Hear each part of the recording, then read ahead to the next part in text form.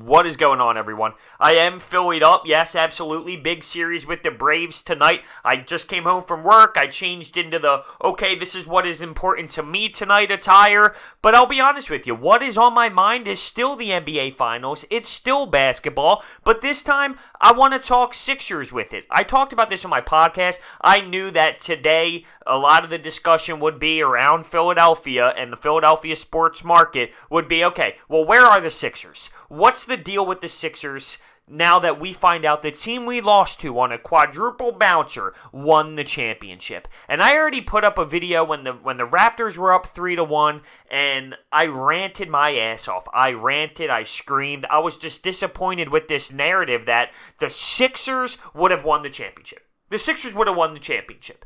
Because that's all I heard. Wow, this should be the Sixers. This right here, this Raptors team, this should be the Sixers.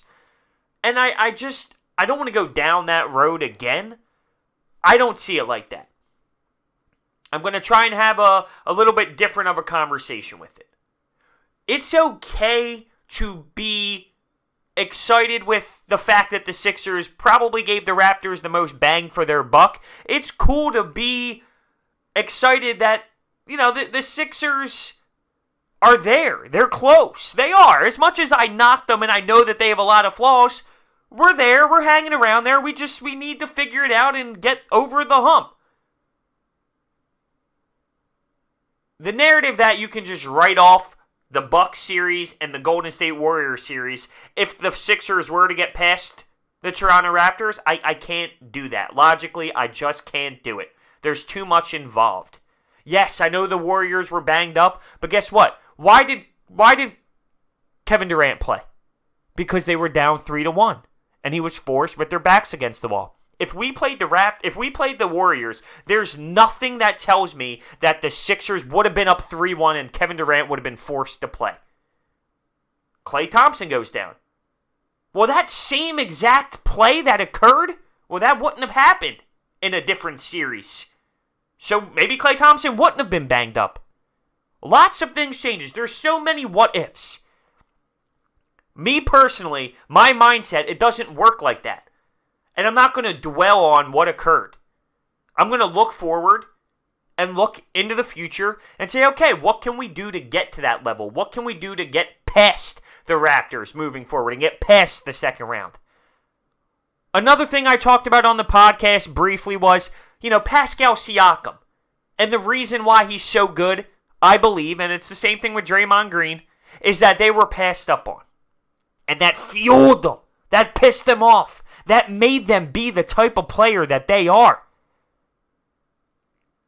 The Raptors winning this championship, I think, is even better for these Sixers players. Whether it's Ben Simmons, Joel Embiid, feel it.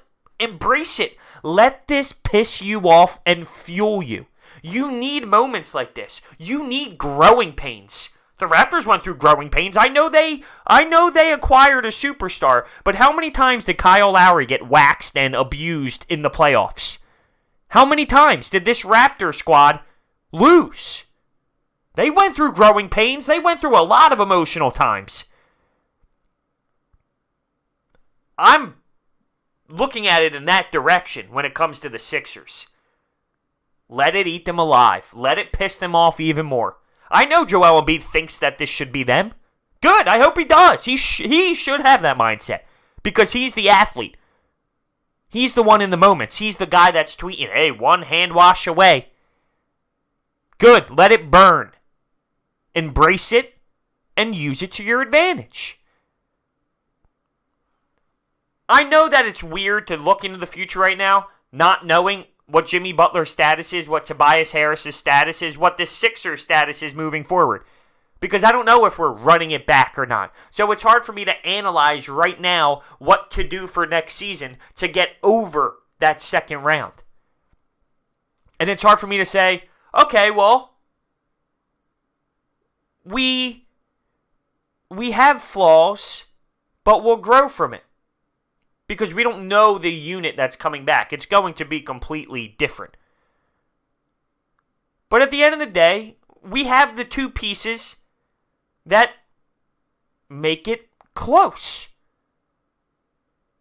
But to think we're automatically just going to win the title because the Raptors did, I just can't justify that. I can't see it that way. I think because it's been a while and the fans haven't seen the Sixers play in a while, they're taking away just what they want to remember. They don't remember the other things, like, hey, Ben Simmons can't shoot. Hey, Joel Embiid's either sick, he's got a poop, or he's banged up and he can't play. Or he's hanging out by the perimeter too much. Or, hey, we only have one bench guy. One bench guy. There's flaws in this team. And there's reasons why we weren't at the NBA Finals. Now, everyone wants to say we could have squeaked one out. We could have just, loophole. There's injuries. Sure, I understand that. Yeah, I get it. I understand that. I see what you're saying. But I can't justify writing off 2 series. There's way too much in between a second round and an NBA final for me to just say, oh yeah, that's it, 100%. Yup, that should have been the Sixers. Yup, no doubt about it. That should have been the Sixers. That's the Sixers right there. They messed up. They screwed up. Brett Brown's fault. Just now. No.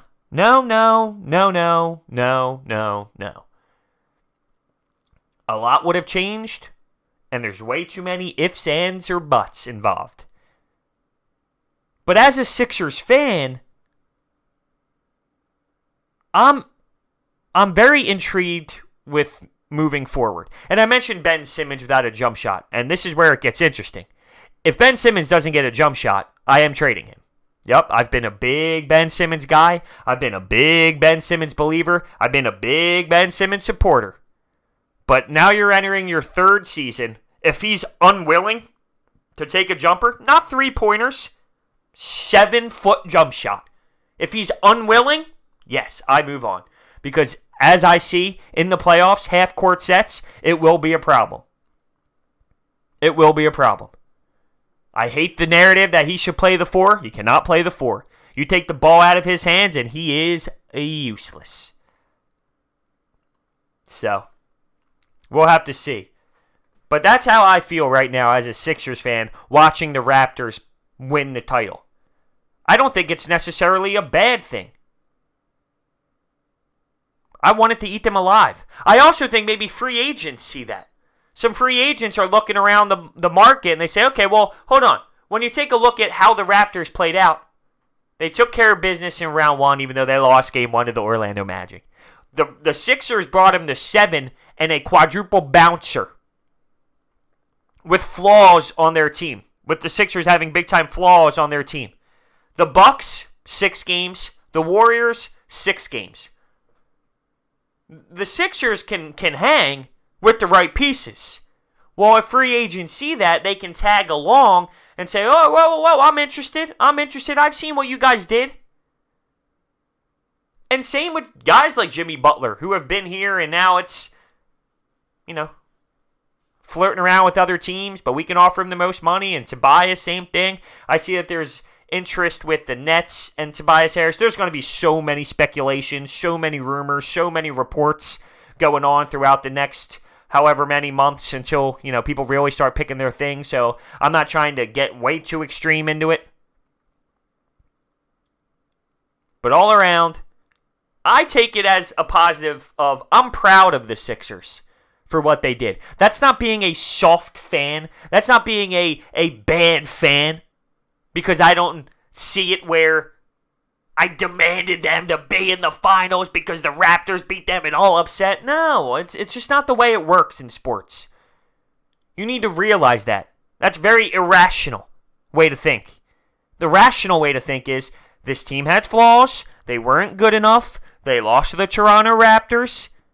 Could they have beaten the Bucks? Yes. Could they have beaten a Warriors team that was banged up? Yes. Although, would the same injuries would have occurred? You can't say that it has, because the reason why it occurred, the Warriors were down 3-1 and their backs against the wall. Who would have said we would have been up 3-1? Who would have said the same play with Klay Thompson going hard to the rim with the dunk would have happened in the same situation if they would have played the Sixers? Everything would have changed from there. Everything. So that's why I can't think that way. And it's stupid to. It's stupid to.